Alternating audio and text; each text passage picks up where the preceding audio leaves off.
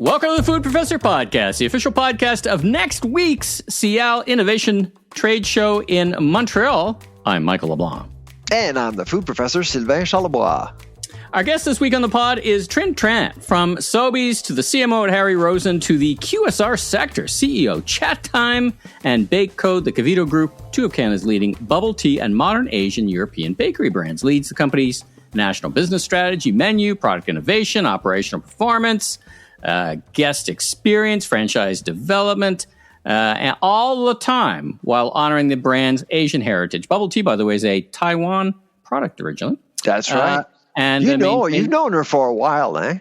We both have, actually, going back to the, as I said, back to her days in the marketing team at Sobeys, and then kept in touch. And anyway, it's great to get her on the mic. She's super busy, Oh, yeah. just, like literally almost just off the plane from Asia. Yes. Just, finding out the trends there. So it's a great interview, and for us, a good dive into the QSR sector.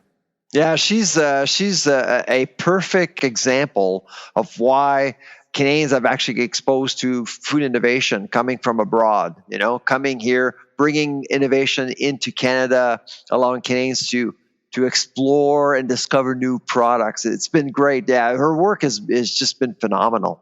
It's a great category because both bringing innovation to Canadians, maybe they didn't enjoy or didn't know of bubble tea before, but also there's a good large community to welcome those products. So it's a good place or a base to build from. So she's got a great prospect there. We're going to hear all about it after the news. Now, by the way, happy Earth Day. We're recording this on Wednesday. Does anybody care that it's Earth Day anymore? Like, I see it nowhere. Really. I'm puzzled by that too, because a few years ago everyone was talking about Earth Day, but today not much. But of course we did work with MSC, the Marine Stewardship Council.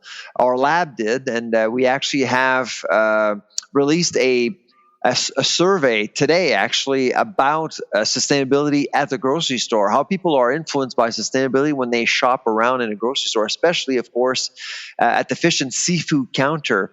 And results, and the survey was actually conducted by Leger, and results are showing that clearly people are struggling. And so they're not necessarily thinking about sustainability when they buy fish or seafood, with the exception of people who, guess what, are earning a little bit more. Sure. So the top 30% earners in our economy are absolutely thinking about sustainability, while others, so they'll be looking for a sort of certification body of some sort, like MSC, for example. But other than that, I mean, right now, a lot of people are still looking for bargains as much as possible. And if they can actually buy local, organic, that's great. But I mean, you look at some of their surveys, and it's really down in terms of a decision-making factor. Yeah, see, clear. I've been in this sustainability world for a long, long time, right back to when I was with the Dixie Cup, if you can think. The way back. That's right. It was a big issue. We had McDonald's, 7-Eleven. That's right. So, we used to characterize it that people were either light green or dark green, and the bubble in the center just moved back and forth based on the relative state of the economy. So if you're light green, maybe you pay attention, or it doesn't really drive any buying decisions. If you're dark green, it drives almost all your buying decisions. And we used to think that bell curve would shift often according to, what people could afford and the economy. The economy gets better. People can turn their minds to it a little bit. The good news is, I think when I think of Earth Day, I think of our big constituents and our great farmers, who are the best stewards of the land. Absolutely. So I think Earth Day is every day for them. Yeah, it's every day. I think of our great Canadian farmers. We're going to talk a little bit about some farmland being protected in Ontario a little later. Yep. Speaking of Earth Day, you're burning up the jet fuel. You're in Calgary. Thank you for making me feel guilty. I'm sure you checked that little box off in Air Canada where you did some kind of. Of course, absolutely. What are you doing in Calgary? Well, I'm in Calgary. I'm actually meeting with some colleagues at the University of Calgary, looking at ag economics, and I'm visiting the Faculty of Veterinarian medicine, and there's lots going on in Calgary, to be honest. And of course, on the processing side, they're still trying to figure out how to build up their food processing sector in the province. even though oil is over $90, they're making a lot of money. I can feel that the province is trying to build other pillars, economic pillars to support their overall economy, which I really respect. So yeah, I'm here for the next 3 days to do that. You know, Alberta's been talking about diversifying their economy since I've been looking at economics. I mean, I remember the last big swing was in cannabis, right? They were leading in cannabis. They're going to farm it. They're going to be, the nation's leading farmers and producers and distributors of cannabis. That was the last big thing, and so it's a great initiative. Now let's get to the news. So I wanted to start first of all with Carney's new updated Avengers team. He's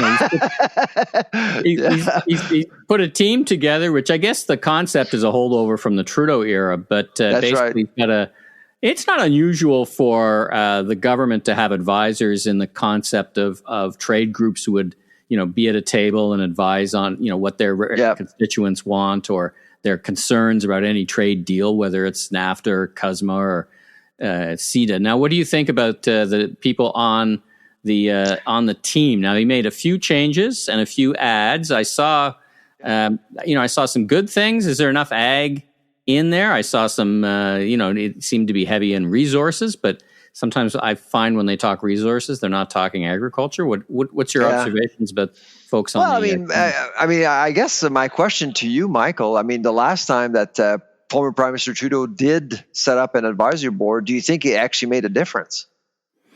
Don't know. I wasn't in the room.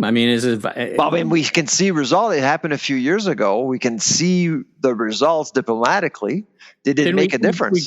We got an agreement, didn't we? Or was this post the last agreement? No, it was post the last agreement when Mr. Trump was elected. Then Mr. Trudeau actually set up this committee, and here we are, many, many, many months later, with a new prime minister. Mm-hmm. And now we're basically reviving this advisory board. My first thought was, did we see any results, measurable results coming from the first group with Arlene Dickinson and everyone else? I'll give you a hypothesis, and I don't know if this is true or not. Trudeau was big on showing stuff and not doing much. So maybe Carney came in and said, having an advisory group is a good idea, and I'm actually going to have them advise me, versus I kind of think the Trudeau government said, I'm going to set up an advisory thing as a press release, and I'm not going to pay attention. That's a hypothesis. So you think the intent is different? Well, I think an advisory group's a good idea. How you use it may be different based on whether you're Trudeau or Carney. Carney's, his background would be having a lot of advisors and consultants. In the business world, it's not unusual to pull together a board of directors and things. So yeah, I would say, I didn't really think it was either a good or a bad idea. I was just wondering, why are we doing this when 48 hours ago you were telling the entire nation and the world through YouTube, which is an American company, that America is a weakness? I just didn't see the consistency there in terms of messaging. So that's one thing that really occurred to me when I saw the announcement. The second thing, I look at the membership, and frankly, farming is underrepresented, and the West is underrepresented as far as I'm concerned. You do have some great folks that do know the fertilizer industry, for example. There's a former farmer, dairy farmer, of course. Agropur is on there. It's fine. But I do question the membership of some, like Valérie Baudouin is linked to a university in Quebec with a master's degree with zero research. She is a radio show host, a great commentator. She's a great commentator, huge Trump hater, like all the time. When you listen to her, she has to remind everyone that she absolutely hates Trump, which may have actually qualified her for this group, by the way. Maybe. Now, what about? I saw the Canadian Agri-Food Trade Alliance. I don't know much about them. What are your thoughts on them? Oh no, absolutely, it's a good group, but again, it doesn't represent farmers at all. And so, but it's a good group. But what about Groupe Export in Quebec? What about them? So I'd say that right now, when I question the membership, I kind of question the intent. You seem to be comfortable with the intent, which is fine, but I still don't understand why we're doing this, given that 48 hours, like on Sunday, we basically heard from the Prime Minister a clear message that we're actually departing from the relationship that we had with the largest economy we've ever seen in the history of the world. I mean, that's, to me, was pretty clear on Sunday. And now we're putting effort and money and time into a group that will advise the minister on how to deal with that relationship when, according to the U.S. ambassador to Canada, we haven't spoken to in 7 months. This is what we know. This is what's out there, okay? And 7 months. And Mr. Pierre Poilievre actually did say that also. So there are things that we don't know, but what we do know is that there's just zero results. And Mark Carney has been prime minister for well over a year now. Zero results so far. To me, I'm jealous of the Mexicans, because the Mexicans, I think, are led by a woman that really knows and understands how to deal with a leader like Donald Trump. Since day one, she has been able to pivot, and she's been called all sorts of names. She's been threatened. They actually renamed the Gulf of Mexico. They talked about the wall. She was called the NACRO president. I mean, I could go on and on and on. Insults after insults, way more than Governor Carney and 51st States, way more. But we took it personal while she was just chugging along, working on her relationship. And this, to me, is the biggest threat from an agri-food perspective, because I think the Mexicans can actually offer a lot to the Americans. And now they're the number one trading partner to the U.S. They just surpassed Canada.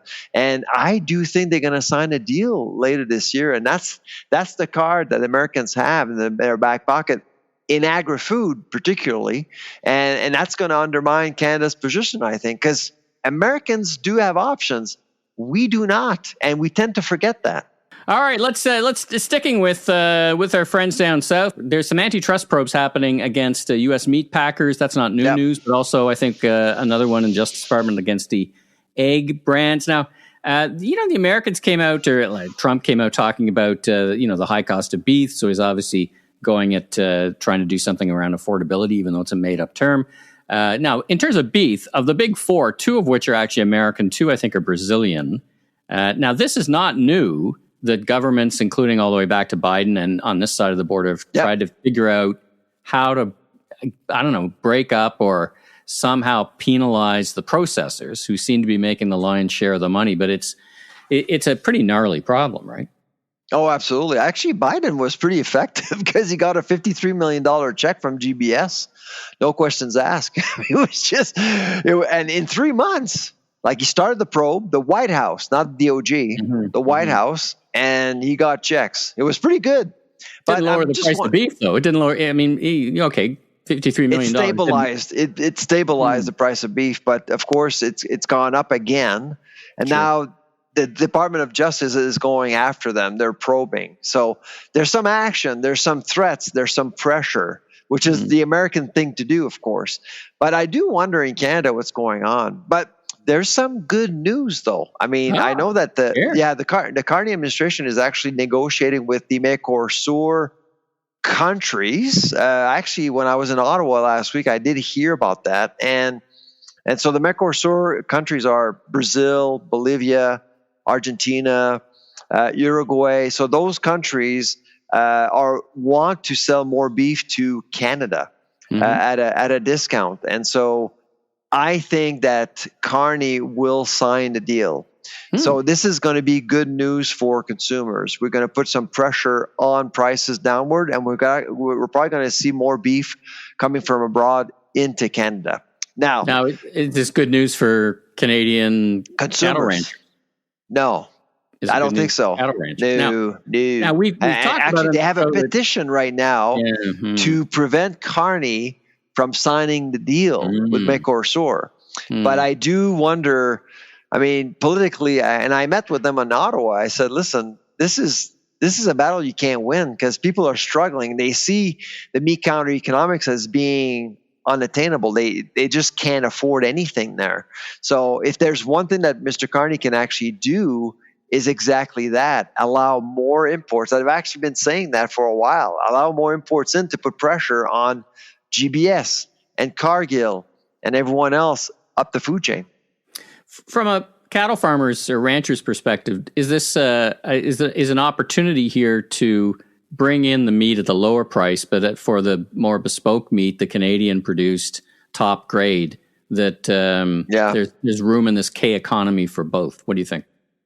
No, absolutely. It's a good question. So at Farmgate, I don't think farmers will be impacted. It's just in processing, because of that pressure, that's when you're going to start seeing prices being a little bit more aligned to a new marketplace with more options. Over the longer term, I mean, like I said many times, we don't expect prices to stabilize before 2027. Meanwhile, though, what the industry is concerned about is that you're starting to normalize imports in people's heads, and the problem that we have right now is that if you're selling a Brazilian beef, if you're selling Argentinian beef, you don't have to label it in the grocery store, right? We see that we've been talking about that for a while, right? Yeah, when it's ungraded, grocers are absolutely labeling it, but so often they don't label it at all. I actually did buy Australian beef myself, but I had to ask because it was actually on the label. So I would say, yes, import a lot, put pressure on prices, but be clear, because a lot of consumers still want to buy Canadian beef. So I would change that rule in terms of labeling as quickly as possible. And once again, we're talking about the difference between being safe and being graded. And what we often find is ungraded beef, but it's still safe, but it's not graded in any way, I guess. There's a way. Yeah, ungraded beef doesn't mean unsafe. Absolutely. Can you imagine grocers selling unsafe beef? I cannot. Here you go. Good luck. I cannot imagine our grocers doing that. Let's stick with farmland for a little bit. Ontario made an announcement that they were going to boost the protected land for farmers. And in fact, they're going to open up crown lands up north for farmers. Now, this seems on the surface like a good idea. Not all provinces apparently do this, but what did you make of Ford's announcement? It was a kind of a bright light in a very tough week for him. Air Ford 1, or the gravy plane kind of week for the premier. It seemed to be, unfortunately, got lost in all the whole gravy train, gravy plane. I bought it on Friday, sold it on Sunday issue. But what did you make of it? That was crazy. I didn't know what that was about. Anyways, I'd say, and I certainly would want to get your thoughts on that, because it is your province. So right now, many provinces actually have regulations around foreign ownership. Yeah. But BC and the Atlantic provinces don't.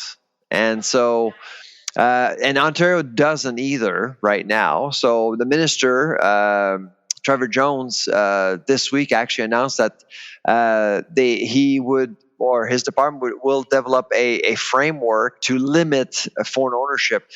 And his argument is that it's going to build food sovereignty. Will it? Probably not. I mean, many lobby groups actually make politicians believe that there are foreign investors coming in and they buy a bunch of land and they control our food production. It's not the case at all. In fact, in Quebec went through the same process about 15 years ago. Farmers were advocating for more control, and ministers actually went for it. They actually, like Minister Jones. And when you look at the facts, very little farmland is actually. In fact, Canadians own more farmland in the U.S. than Americans actually own farmland in Canada. So, because other countries might be interested, though. The Chinese are always looking to expand. I guess that's what this is about.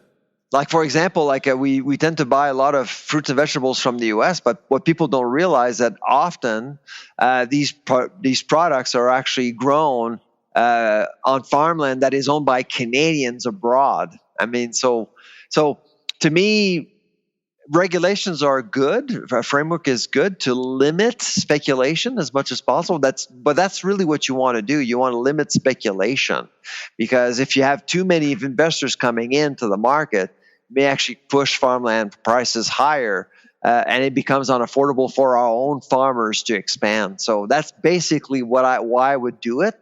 But for food sovereignty, you can still grow food.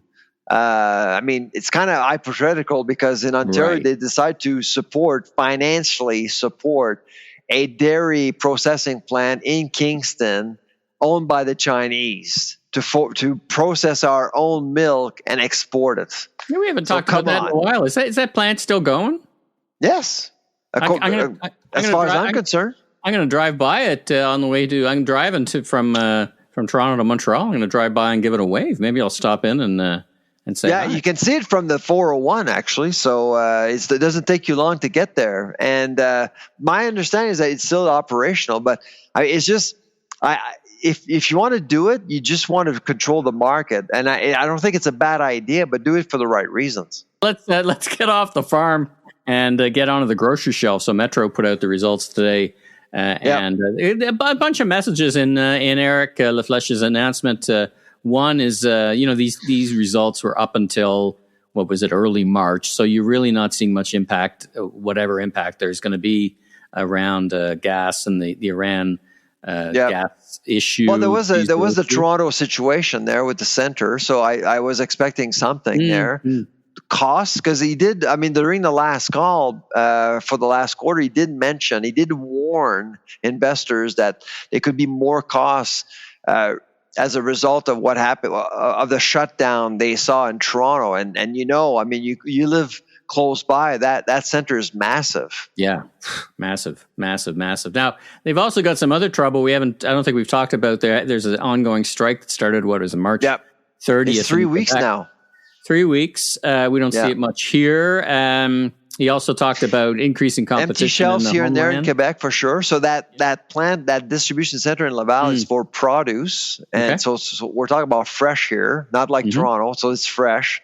So it's really it's a cold chain, intensive chain. So it took days before we started to see empty shelves all over the province, and so it was probably the most visible labor dispute affecting a distribution center that we've seen in Canada in recent years, because everyone saw empty shelves, and the last thing you want as a grocer is to actually have empty shelves. So they had empty shelves, but they're doing okay. So they've been able to, I think they've been able to work well with their suppliers to service all of their stores in the province, which is a good thing.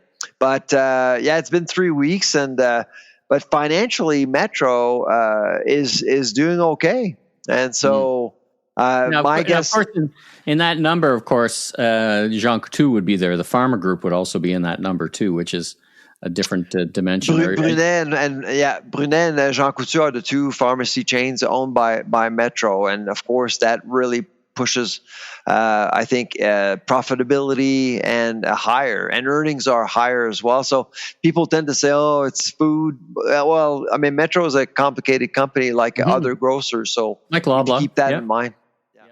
It's often the case with the two of them, right? So you've got to unpack where that profit's coming from, and there's a lot of profit in prestige beauty, for example. Yeah, no, exactly. I just hope that the labor dispute ends soon. It's just.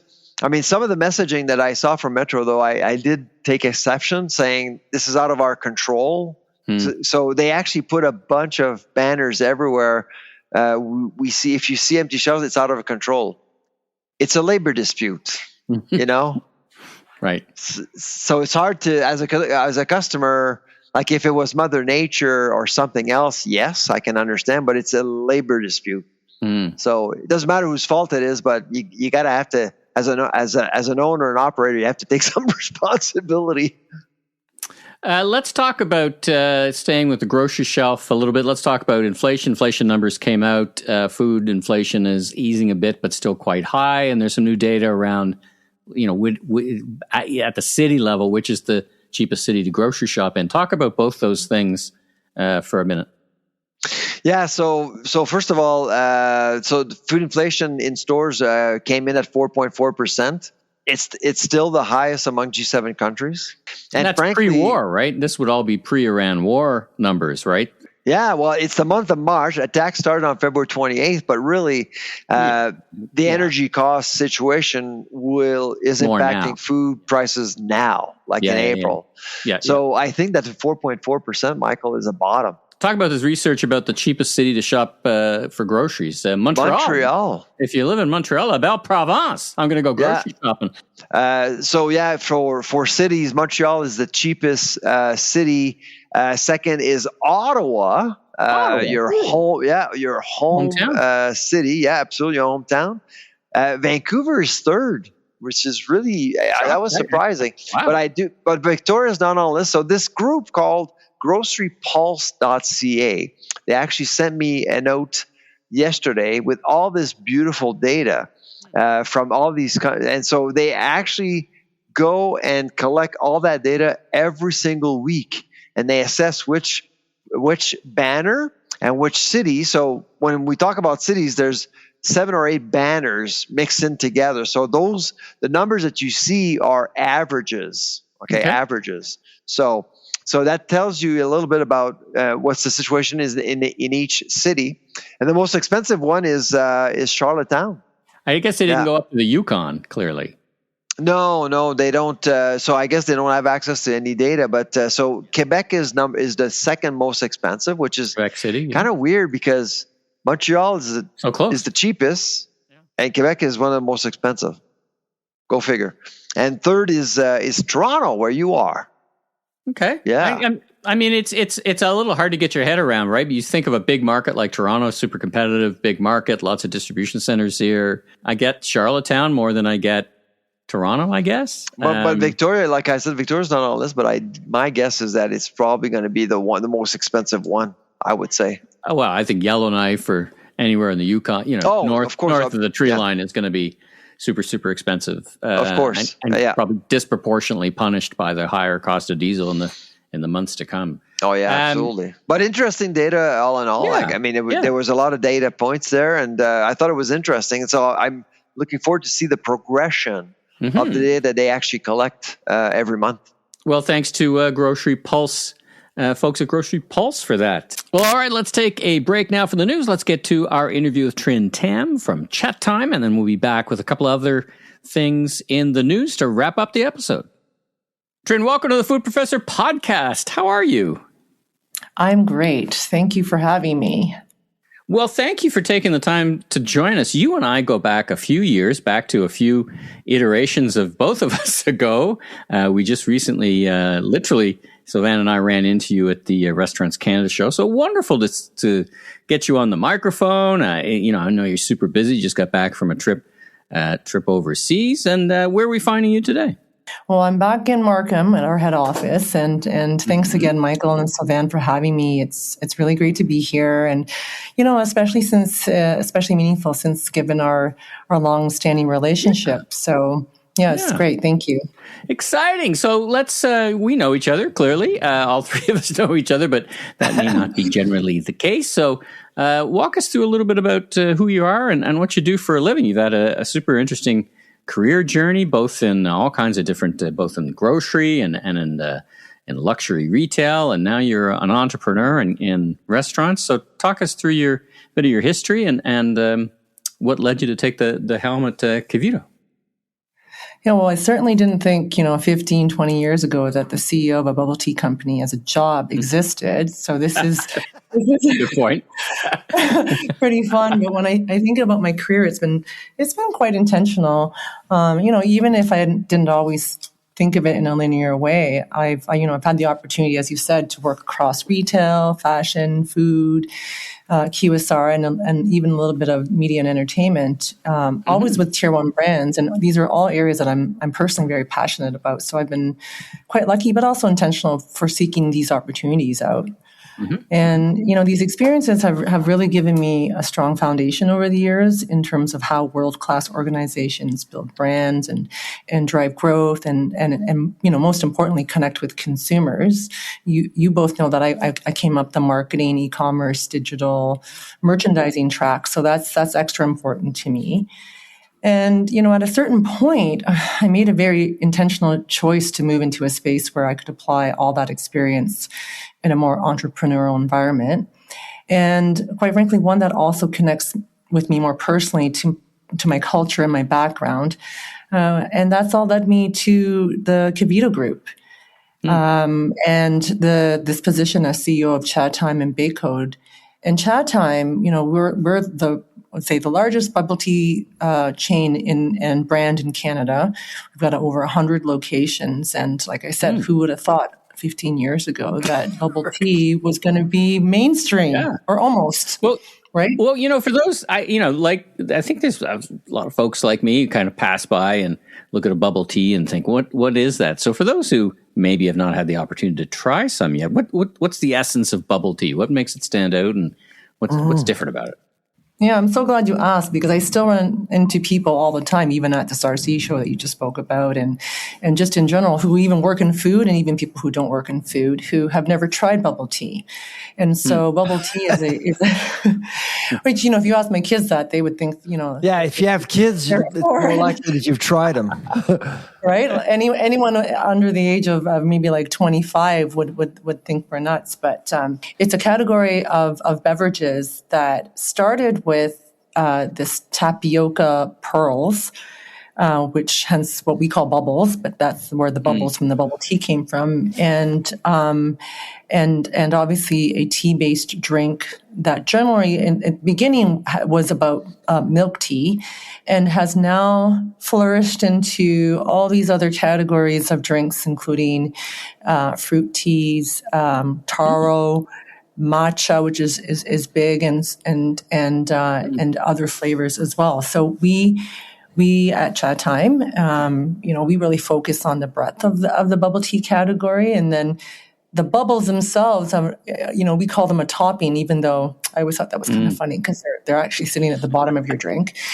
And we do have toppings as well, like cheese foam and different foams. But the topping category has really expanded into countless numbers of different types of toppings, bottomings, whatever you want to call them. Yeah, but you think you create a new category. So it's a really fun category to be in. And as you know, my lifelong love of food and the food category in general has led me here. And just one last question before I pass the mic to Sylvain. It's like a person of your caliber and experience would have multiple options to choose from. And you've already described as a little bit of the intersection of the personal and the professional, right? You kind of aligned with what you wanted to do both professionally and I'd say culturally. You like the product, but is that what convinced you to take this particular role, or did you meet the people? Like, give us an insight into that process of how you narrowed down into this role. Yeah, thanks for that question. I do believe that things that feel right generally come to you naturally, and this is one of those opportunities that I when I did make the decision that I wanted to be in a more entrepreneurial environment, it kind of just manifested itself to me being introduced and meeting all sorts of entrepreneurs. And I did meet the co-founders of Kevito Group, and they've built this incredible brand and business from ground up to over 100 locations, which is what we're trying to scale even further into.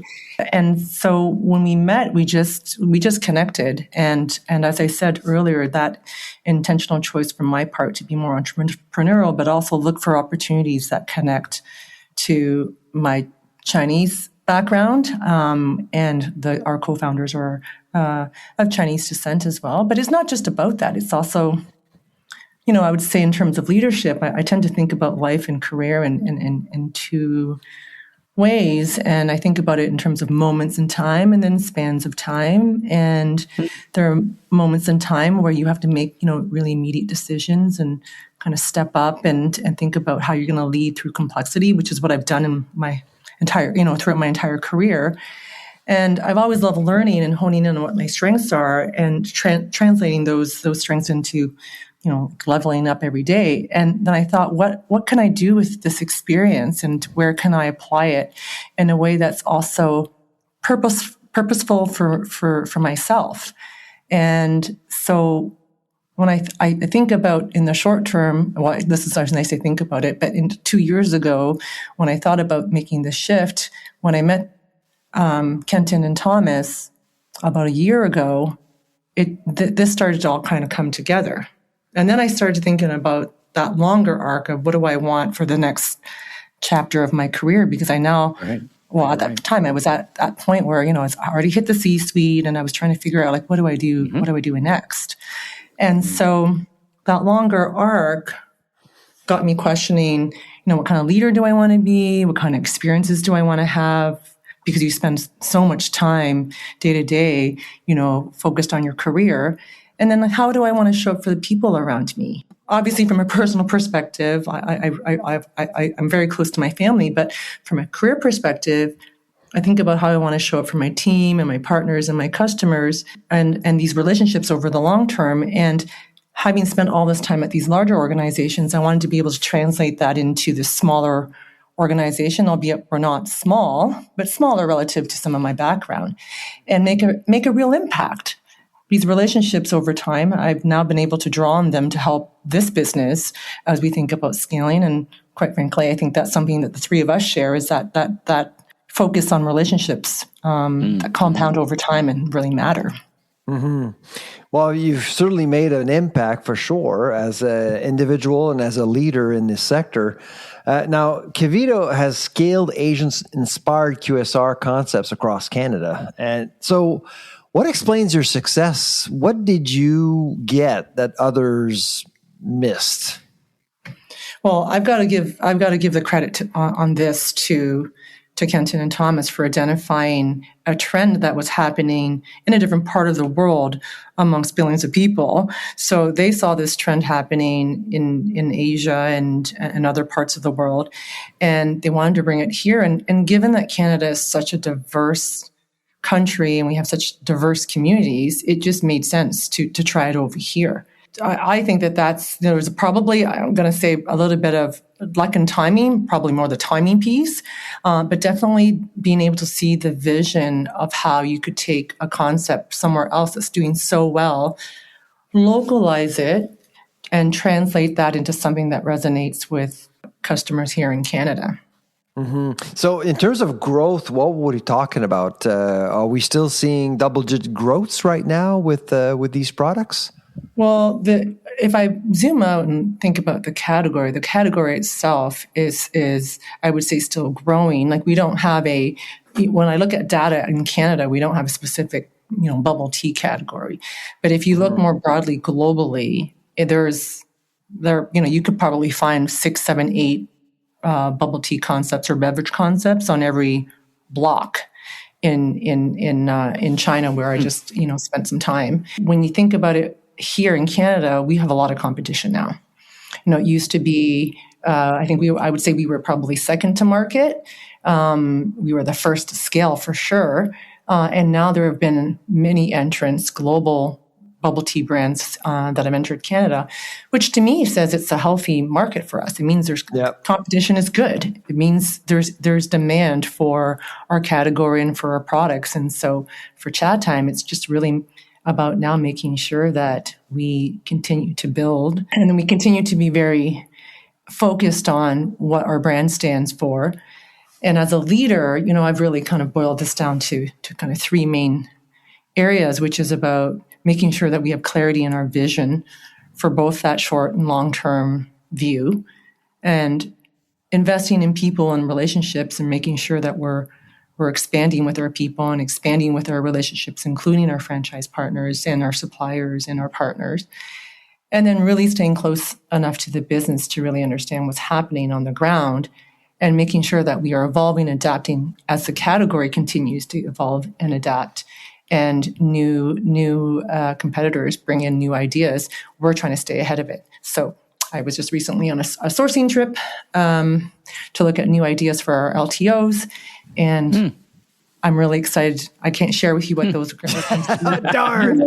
Really excited. Come on, give us no a sneak scoops. preview. Sneak On what's preview. ahead? Scoop. Yeah. Just so you know, we've actually had scoops on this show before, so don't be shy. Just take it on. We'll keep it a secret.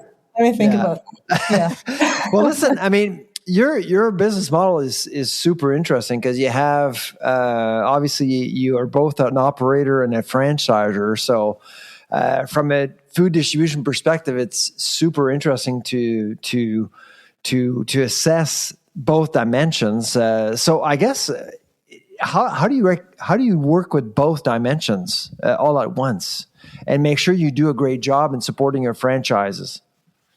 Yeah, well, maybe I should talk a little bit about just like the idea of building versus just managing. And this question comes just off the heels of our national partner conference last week, and we had great attendance and just shared some amazing content. And one of the things that I've been thinking about is just that defining shift that I realized that's different between managing a business and then building a business, and those are fundamentally different, right? Like managing a business is about optimizing what exists, obviously, and building is about creating something that doesn't fully exist yet and being comfortable with ambiguity and risk. And while you're doing that, you really have to figure out how to get your customers, your team, and in this case, my customers are also my franchise partners, but your partners on board with all that and staying really grounded in the financials and what the levers are for the business. Because at the end of the day, my franchise partners, are here to also be financially driven and be profitable. And I'm responsible for ensuring that we create a profitable system for our franchise partners. So once you truly understand the P&L and the KPIs and what actually drives performance, whether that's traffic, ticket size, margins, operational efficiency, then you start to see where you can make the meaningful change.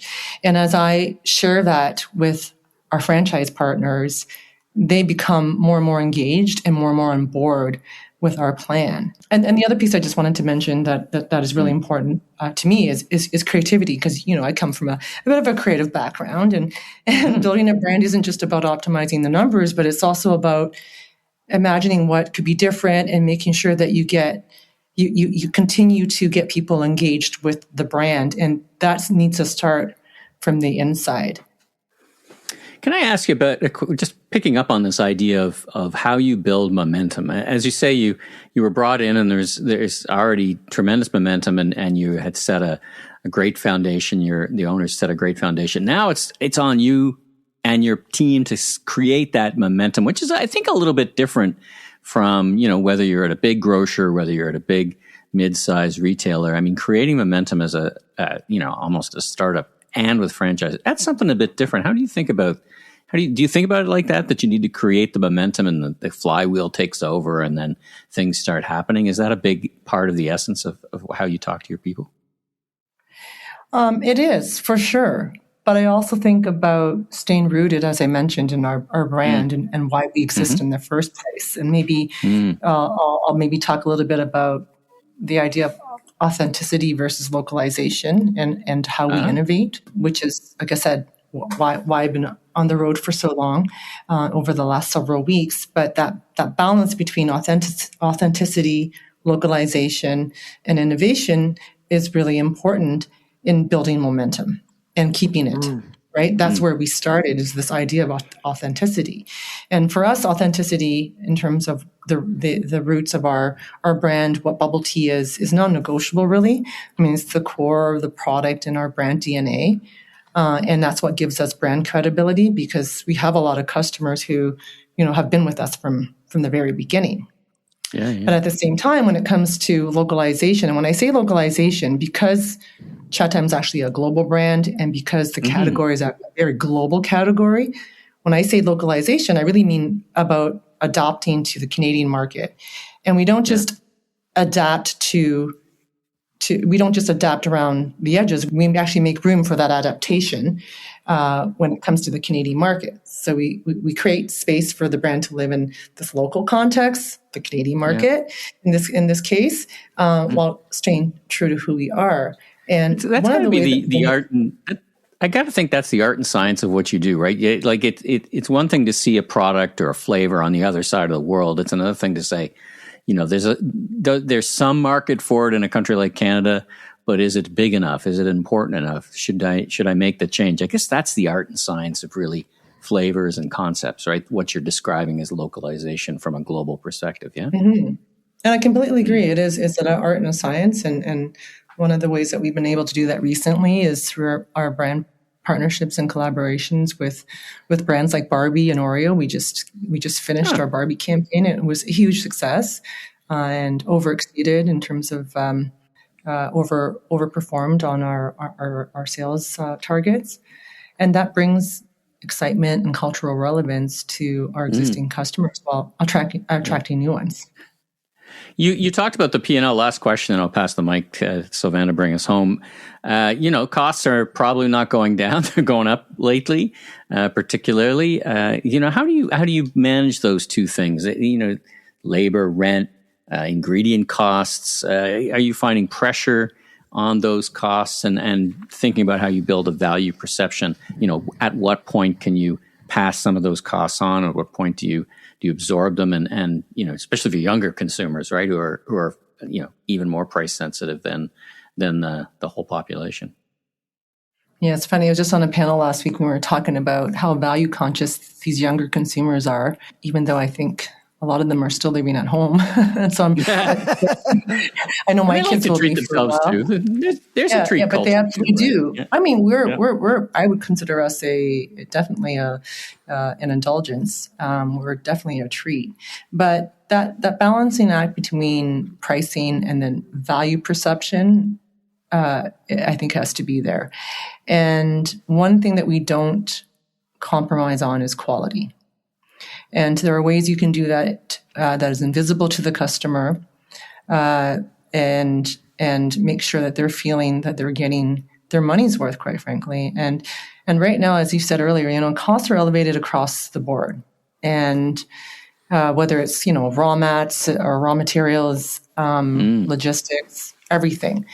But what we're really focused on is that value perception and not just price. So this means delivering product that feels worth it, maintaining our quality, as I mentioned, and almost most importantly, flavor innovation. Most importantly, in a even before innovation for a franchise system is consistency. So we talk a lot about consistency, and then of course overall ensuring there's innovation. And I saw all sorts of flavors and different ways to prepare drinks over at a trade show in Shanghai 2 weeks ago, that we have to take, and like I said earlier, localize for this market, because you can't just take it for face value. And because we sit in this affordable indulgence category, people are willing to spend, but it has to feel like a treat. And so we can't compromise too much on quality to manage costs, because otherwise we'll lose out on the brand. You mentioned earlier that Canada is a natural market to try things out because of multiculturalism, people coming from all over the world. They make Canada their homes. What are some of the friction points, though? I mean, some of the challenges that you've seen allowing international brands to enter the Canadian market. Any challenges that you've actually seen more than once? Absolutely. I mean, over the last couple of decades, of course, we're very challenged logistically, as you know. But I do think that Canada is actually a very strategic entry point for international brands. Not necessarily because it's easier, but because it allows you to learn and adapt with less downside and risk. If you're a global brand or an international brand thinking about North America, for example, and even just coming into Canada, like we've got pretty distinct markets. If you think about the differences between, say, even large markets like Toronto, Vancouver, Calgary, you can try a few, key urban markets, get the meaningful data that you need and want, with a reasonable amount of capital investment and not as much exposure as you would need if you were going in the U.S. And I think that because we have such a highly diverse and globally influenced population, especially in Toronto and Vancouver, which are our biggest markets, I think that makes us an ideal environment to test in. But there also are risks with that, because you have to understand that there are nuances. If you even think about the differences between Toronto and Vancouver, the demographic makeup is quite different. And so you've got to get down to almost sometimes the neighborhood level to really see what resonates across audiences, right? Right. So I guess looking ahead, when you look at Kevito over the next decade or so, how do you see the company evolve? Do you see the company become a stronger brand incubator, a stronger franchise powerhouse, or a tech-enabled platform in general? Yeah. I feel like you read my mind a little bit there, but I'm going to say what I thought anyway. I do see Kevito as becoming more of a platform. And that is one of the reasons why I joined the organization, is that, of course, Chatime and Bake Code are wonderful brands, but Kevito provides a platform for brands who are interested in entering our market to succeed. And we're not just a brand operator or a franchisor. I mean, not everything we also have corporate stores, so we're not only franchise. But this platform that we've been building brings together brand incubation, as you just said.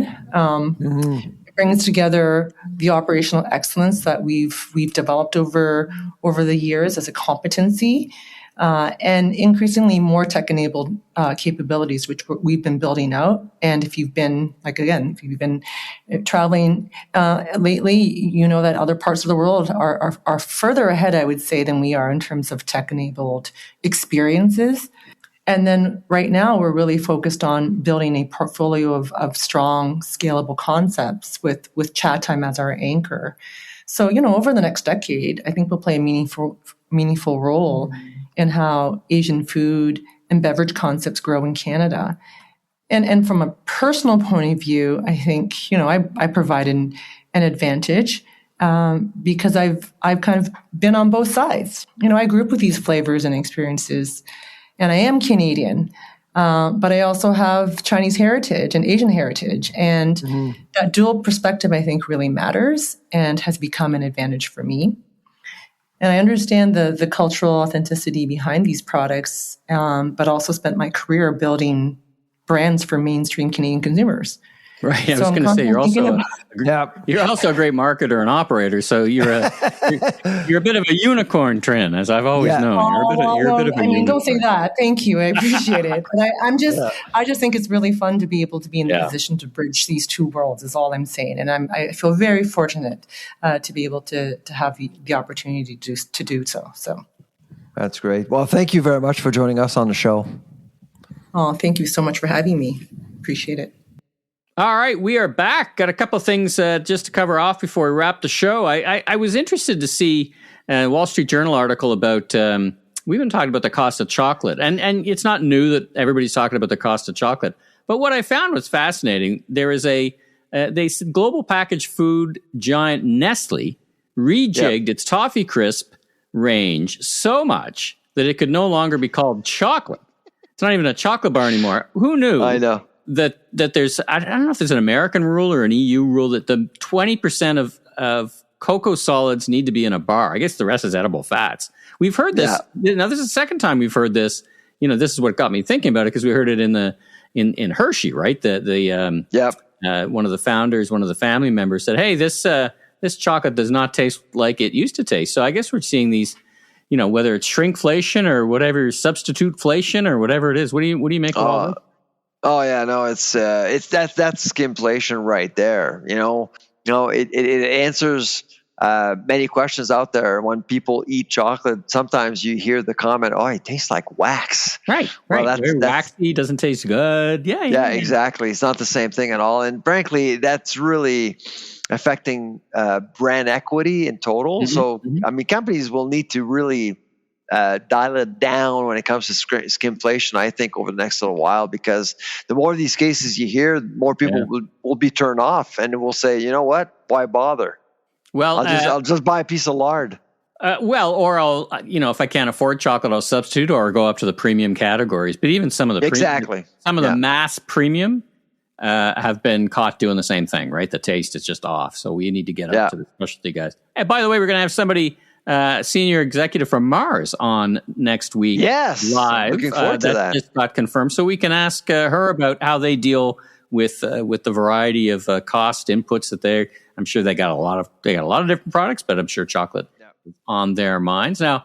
All right, one other kind of thing we're talking about. I don't know if you saw this. Pasta is replacing Lego. Have you heard about this in New York City? Somebody went around in New York City, stole all this very expensive Lego, and in the box, to make sure it still weighed and still sounded like there's Lego, they filled it full of dry pasta. So they found tons of this stuff, like hundreds and hundreds That's of these so boxes funny. Filled with dry pasta anyway. So it's food related. So I thought I'd end with that one.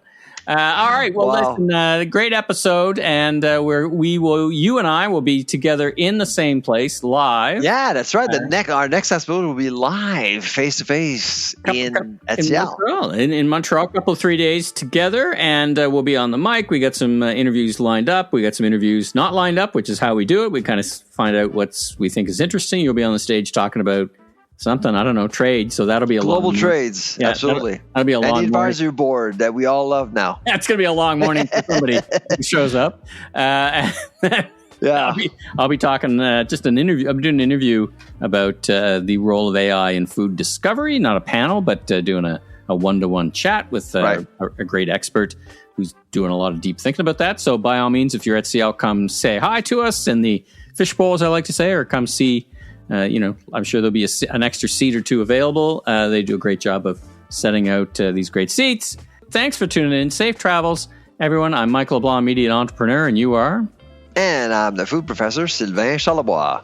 Safe travels, everybody. Take care.